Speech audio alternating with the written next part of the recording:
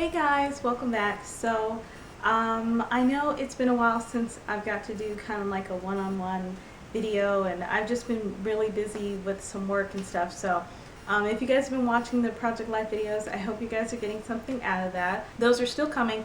I'm just working on editing them all and getting them all up, so I'll get that up as soon as I can. But anyway, this video is about homeschooling. I have been getting so many emails, just people asking me for an update and wondering how my homeschooling is going with my daughter. So I wanted to kind of do a video just answering those questions, and hopefully I get your question answered. If I don't, just leave me a comment down below and I will do my best to get you an accurate answer. Just to get started, my daughter and I are using Connections Academy, and we're using Connections Academy in California. So there are other ones out there, and I can't remember the names of them for the life of me, but Kava and K12, K12 is one of them. So I can't give you information on those because we're not using those, but maybe they're similar. So anyway, let's just get right into it. So the first thing is cost. Is there a cost associated with the public school? So for us, Connections Academy public school is free. They do offer a private school option that you can pay for, although we opted for the free public school option. Now, I know in other states that it may be different. Public school online you may have to pay for, but in California, at least my area, we don't have to pay, so it is free. The next question is do you get a real teacher and do you have real lessons? Now, real teacher, you do get a teacher assigned to you and a group of other students. So she does or he does have a class.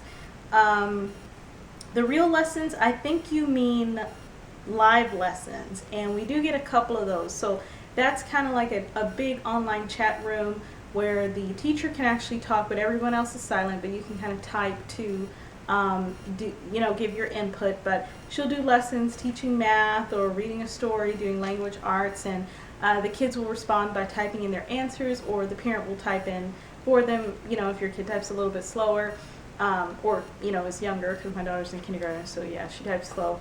But so we do get 2 of those, but other than that, all of the other lessons that you do, you're kind of in control. You're the teacher. You're working one-on-one with your student to try to just get all the assignments done. So if you meant real by the live lessons, yes, we get 2 of those per week.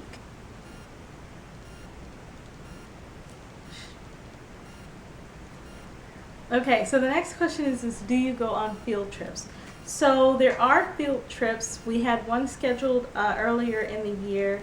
I think it was like a meet and greet picnic. We didn't go to it just because it was a little bit far out, and I kind of had a very hectic schedule at the time. But I think there will be more coming up, and I think it'll be like trips to the zoo or the aquarium or things like that. So yeah, there are field trips for socialization if you're concerned about that. For my daughter, I'm not so much, because I also keep her involved in other things. So she was doing gymnastics, and I think we're going to try out some other things. So anyway, she has other extracurricular activities that she does for socialization, but they do offer field trips. The next question was, how many hours per day do you have to do schoolwork? And this is going to vary based on the grade that your child is in and how advanced they are. So for my daughter in the beginning, especially, she's in kindergarten, so the lessons are pretty short, and I think that's just kind of to help if they have a shorter attention span. But also, my daughter in the beginning, they were talking about the alphabet and counting 1 to 10 and stuff like that, and she already knows that, so she was very bored and not really challenged, and the lessons went by like really, really quickly. So we kind of had to find other things to challenge her to kind of stretch out her day. They do say it's like a couple hours a day of work for a kindergartner, but like I said, if you have a high schooler or someone in junior high, they may have many more hours per day that they need to put in. The next question was about attendance. Do you have to take attendance? And the answer is yes. There is a system where you actually have to mark yourself present every day. I'm not sure what happens if you stop doing that. I think maybe you get like a little warning indicator on your account, but yeah, they do want you to mark that every day. The next question is do you have physical assignments? And the way that I interpreted that is, do you have to mail in your assignments, that kind of thing. I think you used to have to mail them in, but now everything is just scanned in. So it's not every single assignment, but large assignments, sometimes artwork projects. So my daughter did a collage and we were supposed to take a picture of that and upload it.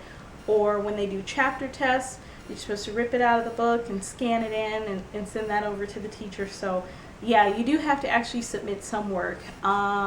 We kind of try to keep track of everything in a notebook just in case. Although I think they do let you know in advance when you'll have to upload a document. So you'll kind of know which items you need to save. And the next question is do you have real tests? And the answer to that is yes. They're not timed, or I haven't seen any time tests yet, and that's maybe because my daughter is in kindergarten.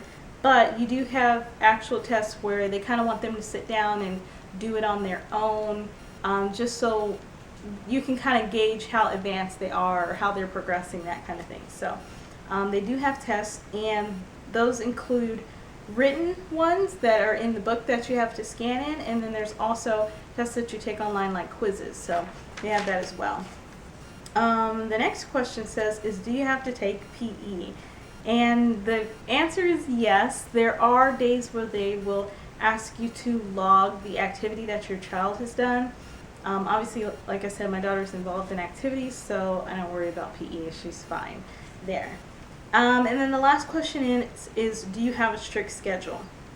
Now, the schedule I think is flexible. They do have a system called the scheduler, which that's supposed to be 2 quotes, but whatever, the scheduler, and you kind of use that to set the pace of how you're going to work. So it's kind of hard to explain without a visual, but there's kind of like a grid that tells you language arts, math, social studies, everything you're supposed to do, and it lets you weigh your days out. So if you want to put all your math and social studies assignments on Fridays, they'll let you move them to those days, and then you kind of just follow that schedule that you set out. So if you work part-time, let's say you work Monday and Tuesday, but you're free the rest of the week, you can make zeros on those 2 days so that you don't have lessons those days, and then you squish everything into the end of the week, so that way you can do it that way. So you do have a little flexibility over how to set up your schedule, and then the schedule sort of just puts the lessons on the appropriate days for you. So anyway, that's it for the list. I hope that I didn't go too fast, and I hope that I kind of answered your questions. If I can kind of get the hang of it, I'll try to bullet point the items down below with links to the topics so you can find them easily in the video. But anyway, I hope that answered your questions again, and if it didn't, go ahead and leave me a comment down below, and again, I will try to get back to you as soon as possible. Talk to you later. Thanks. Bye.